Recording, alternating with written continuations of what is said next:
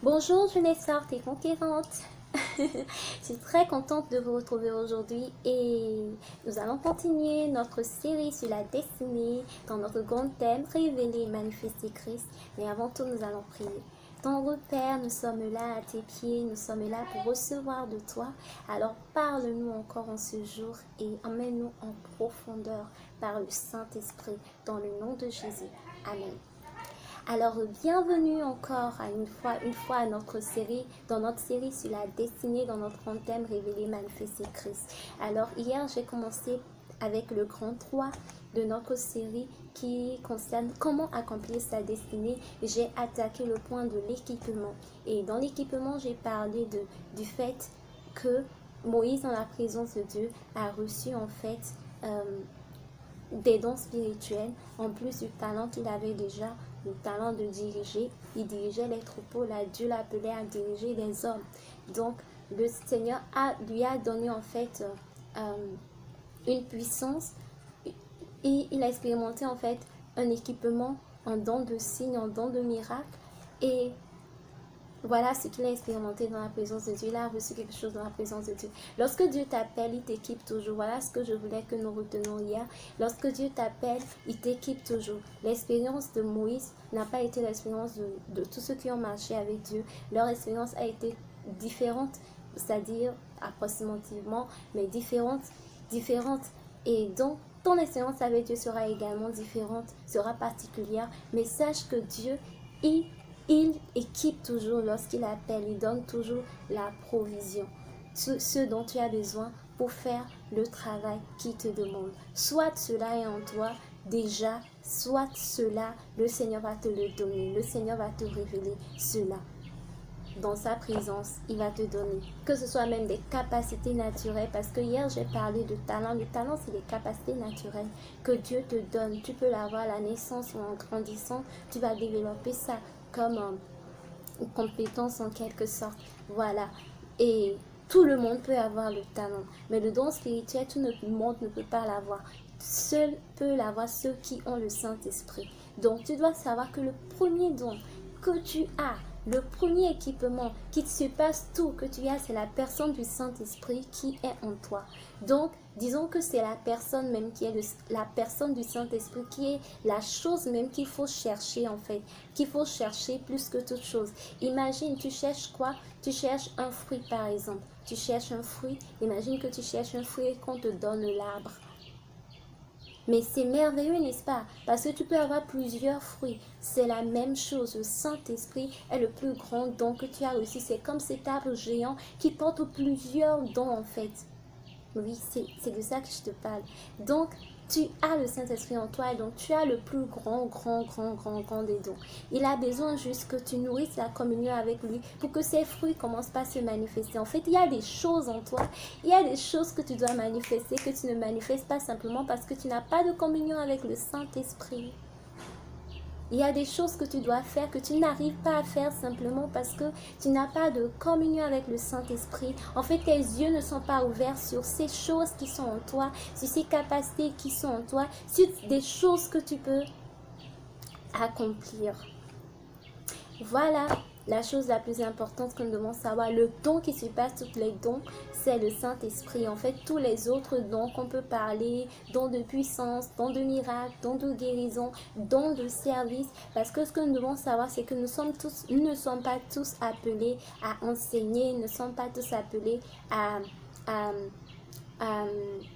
exhorter, ne sommes pas tous appelés à ça. Certains sont appelés au don de service, au don de bienveillance dans les œuvres sociales. C'est-à-dire, toi, c'est ton domaine et tu es celle du don. C'est pas ton domaine qui est l'enseignement. Donc, si quelqu'un est en train d'enseigner, nous sommes un corps. Il faut bénir le Seigneur parce que il est peut-être la bouche, mais toi, tu es la main qui donne. Donc, tu dois savoir où tu es. Et c'est dans la présence du Saint-Esprit que tu discernes en fait où tu es. Peut-être toi, tu as le don de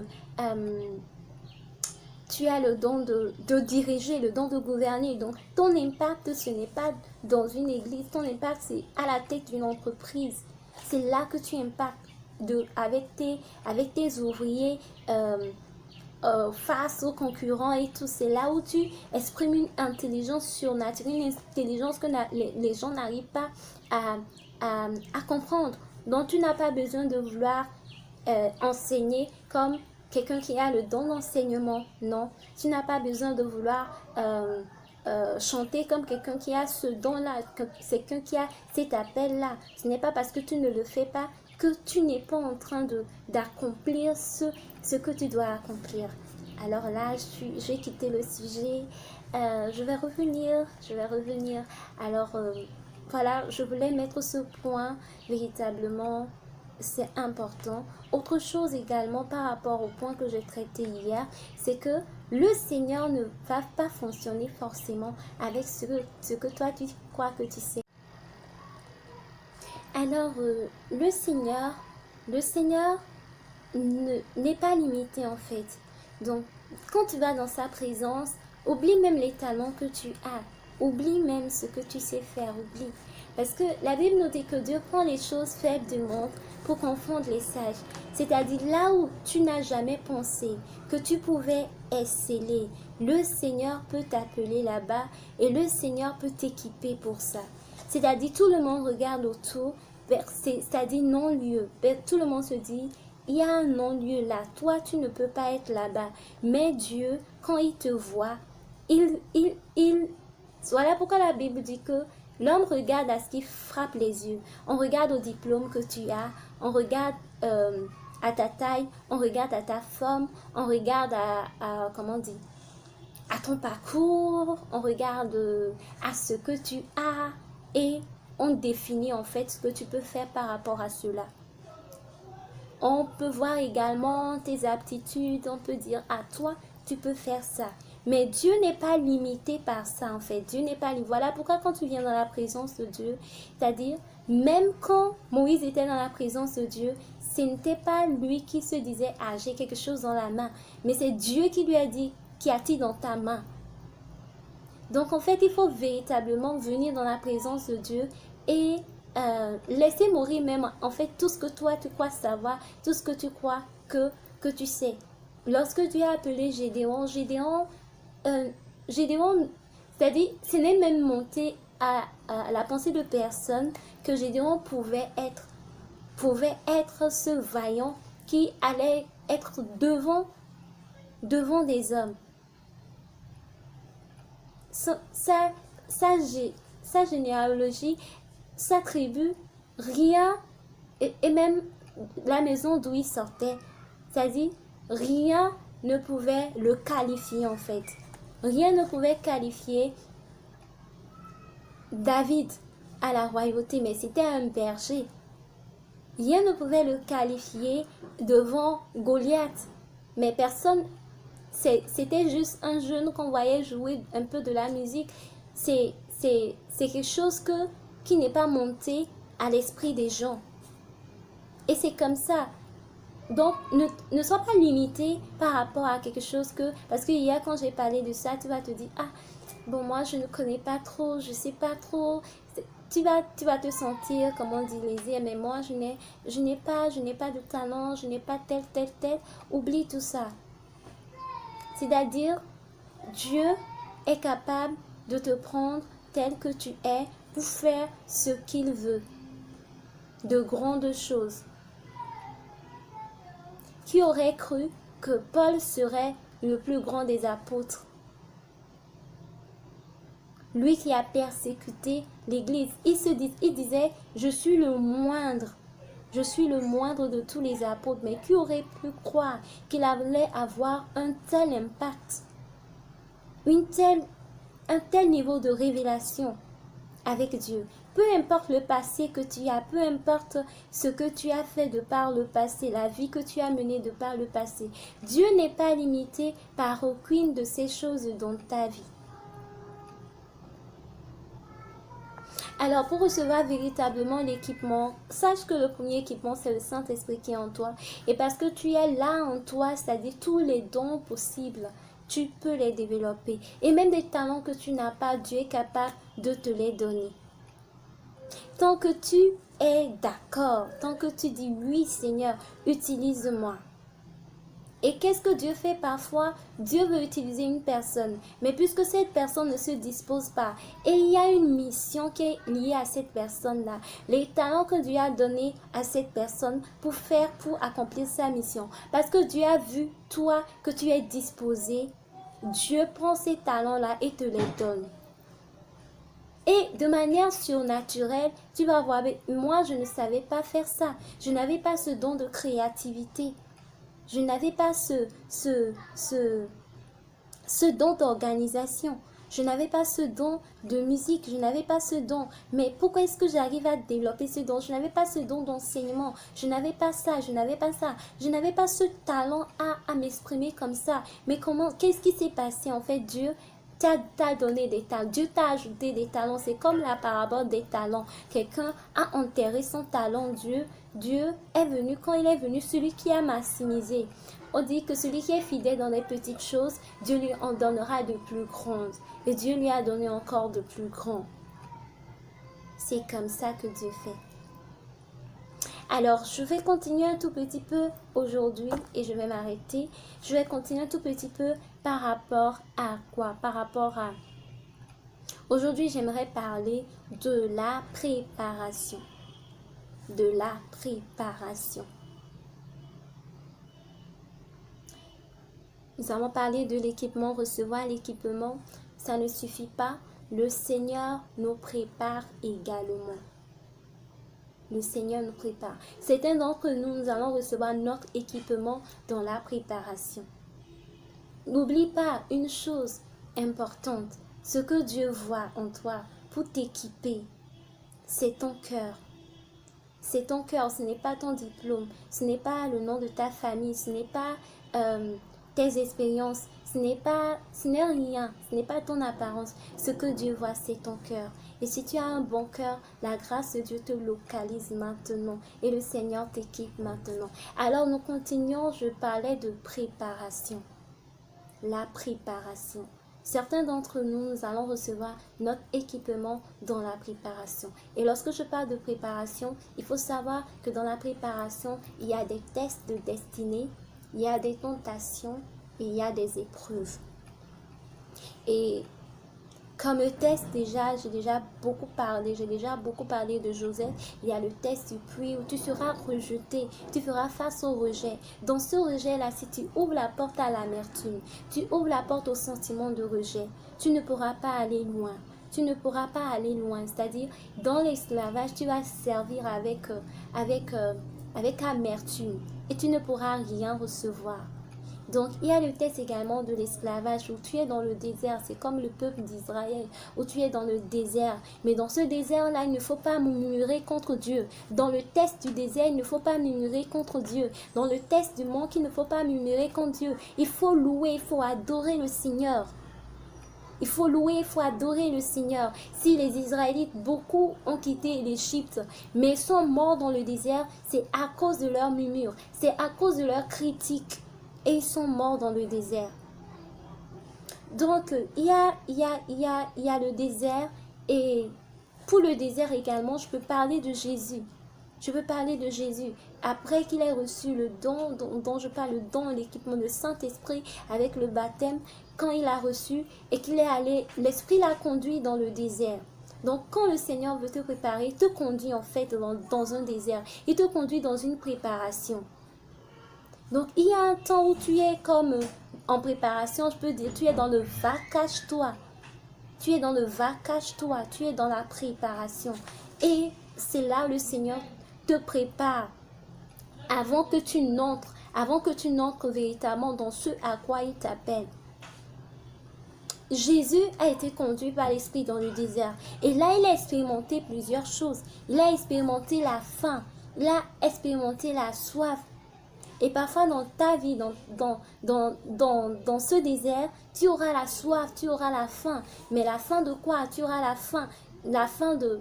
Oui, parfois ça vient, la faim de gloire. Tu dirais, mais jusqu'à quand la fin de ce désert? J'ai faim. Mais dans ce désert-là, tu dois t'attendre à Dieu. Tu dois t'attendre à recevoir de Dieu. C'est-à-dire, dans ce désert-là, il y a des propositions qui vont venir à toi. Il y a beaucoup de choses qui vont se proposer à toi. Il y a une gloire rapide qui va lever la tête, mais tu dois pouvoir dire non, je ne veux pas. Comme bon, pour ton entreprise, par exemple, pour le milieu professionnel, par exemple. Une proposition peut te venir d'entrer dans une loge, mais c'est à toi de dire non, je ne veux pas cette gloire-là. Oui, je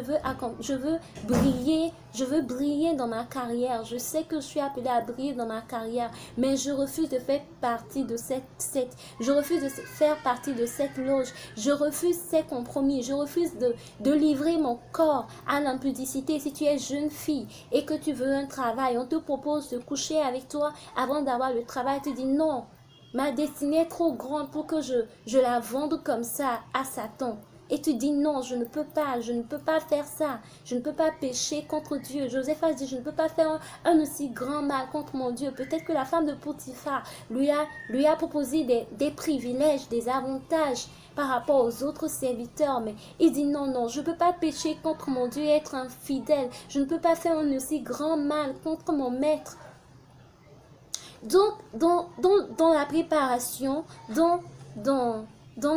comment dire, pour accomplir ta destinée, à ce temps de préparation, ce temps où tu es dans le désert, les choses ne vont pas comme tu voudrais que ça aille, ça rame. Dans les stages, tu es face à beaucoup de challenges pour tes stages.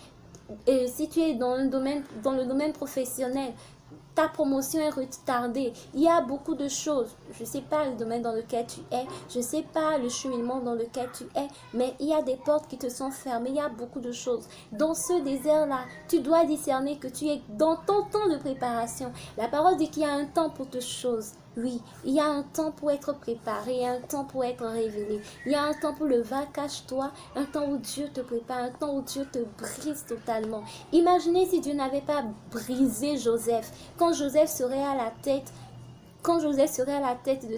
de cette nation comme premier ministre, quand ses frères vont venir, si Joseph n'avait pas vécu tant de brisements, si Joseph n'avait pas appris à pardonner, si Joseph n'avait pas appris à aimer, à continuer à servir, même si les gens lui font du mal, même si les gens le méprisent, si Joseph n'avait pas appris cela, Joseph n'allait pas accomplir la destinée.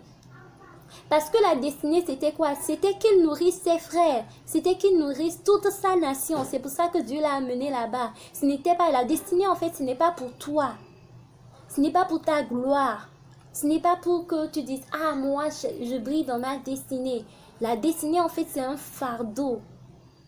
C'est quelque chose qui va te faire tuer. C'est quelque chose qui va te faire mal. C'est pas quelque chose qui est doux, en fait.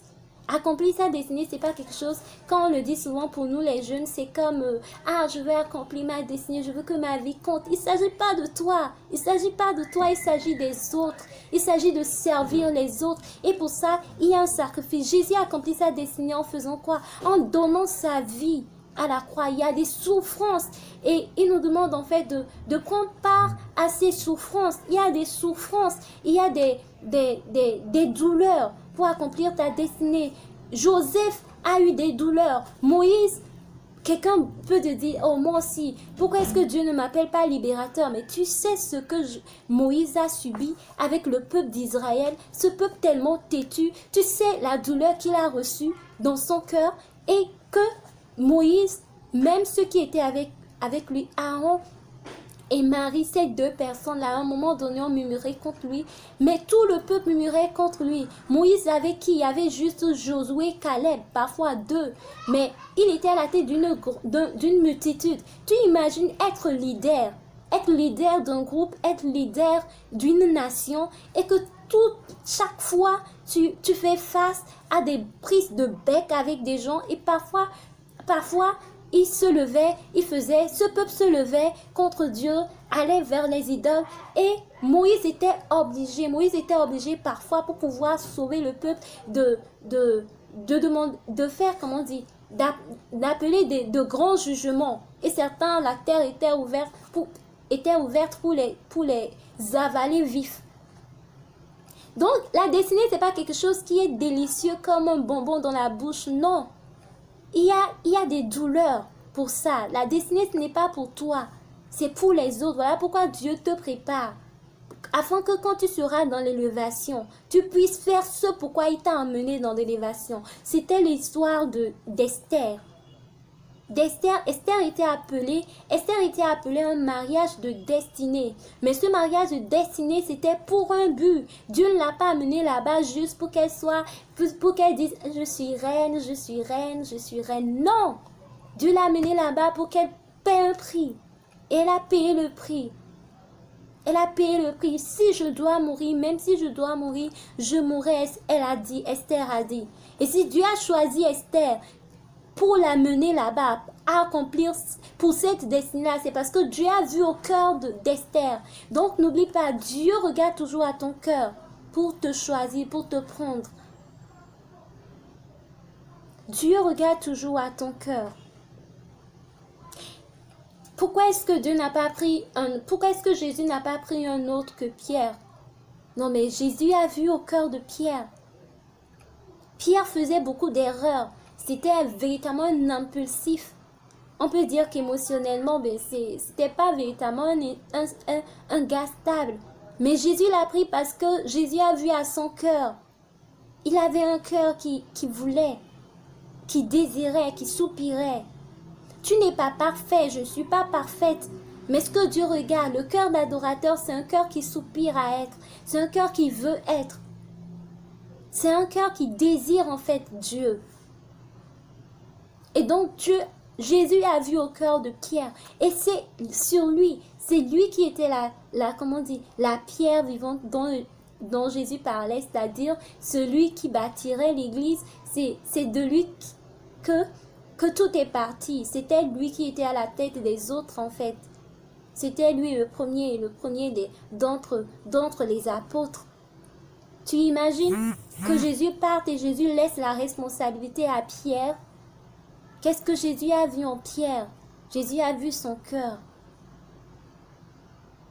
Et lorsque nous voyons tous les héros de la Bible que la Bible peut citer dans Hébreux 11, je crois, toutes ces personnes-là ont payé un prix.